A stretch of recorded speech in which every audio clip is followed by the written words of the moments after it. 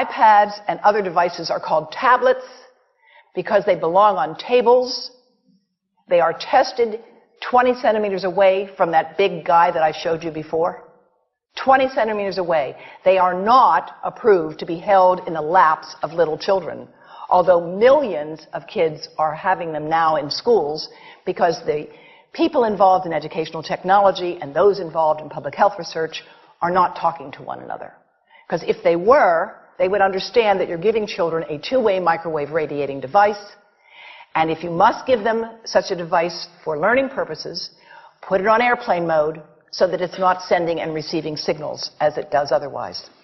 Now, this is some new modeling, again, that we've developed with colleagues in Brazil, and we can share with you how we've done it.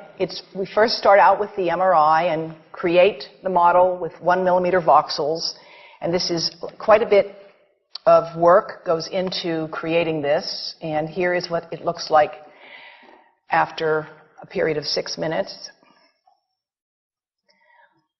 And that's really not as bad as it might look because you see the red area only gets partway through the eye of the adult, right? The one that we're really concerned about is this one with the young child. And this is a 3-year-old brain that we modeled. And you see that by the end of that 6-minute call, the peak radiation, yellow and red, is getting all the way into almost both eyes. And again, this is one call, and it's not going to kill anybody. It may not cause any biological effect whatsoever for 1 call or 2 calls or 3 calls. But the question is, what's the cumulative impact of this kind of exposure? How do we evaluate it? And I want to show you an example of some of the work that we are doing now that I'm releasing here for the first time. And this is a modeled microwave radiation dose of a 6-year-old with greater levels to the frontal and temporal lobes, eyes and cheek. And watch this here. Now, yellow, white, and red are the hottest, all right? And if you look carefully, you will see it's going into the eye, the nose. Do it again, just so you'll get to see it. And partly into the brainstem. Now, that's just showing you that there's going to be some exposure into that area of a young head.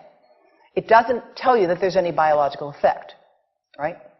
Now, the next slide is going to show you something that might be of interest to students and faculty here. And that has to do with exposure to the reproductive organs. We call them the gonads. I think you say the testicles. And bone marrow. And look here at the radiation as it gets into the groin area.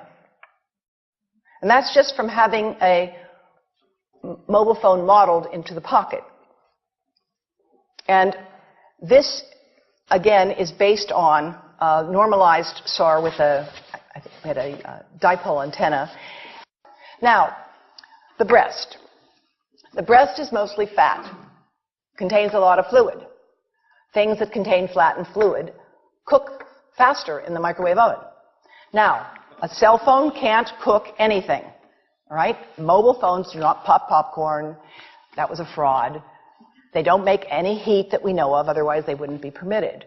But they do go through things that contain fat and fluid, and we are now working at Environmental Health Trust with scientists at the University of California, San Francisco, scientists at formerly the president of the American Cancer Society of California, because we are seeing women who keep cell phones in their bras. Has anyone seen a woman put a cell phone in her bra?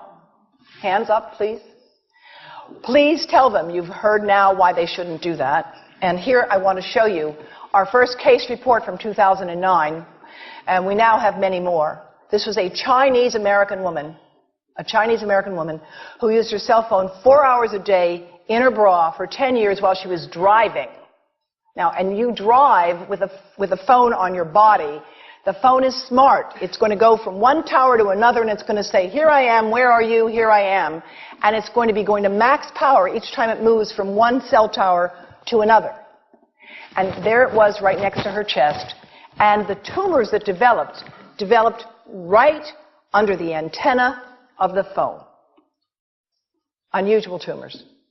But in the meantime, people have a right to know how you can minimize exposure. And again, I think this information is available on our website, will be available on yours. Remember, if you have to give a phone to a child, put it on airplane mode.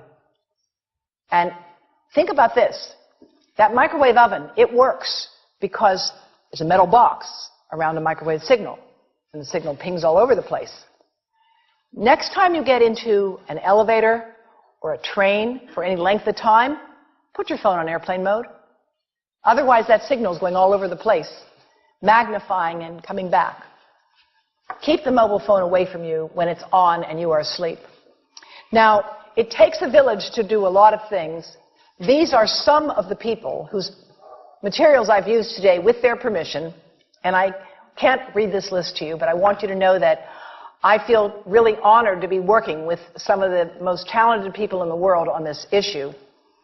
And they have given me permission to share these materials with you. And I leave you with this thought from Albert Einstein. The world is not dangerous because of those who do harm, but because of those who look at it without doing anything. So, thank you.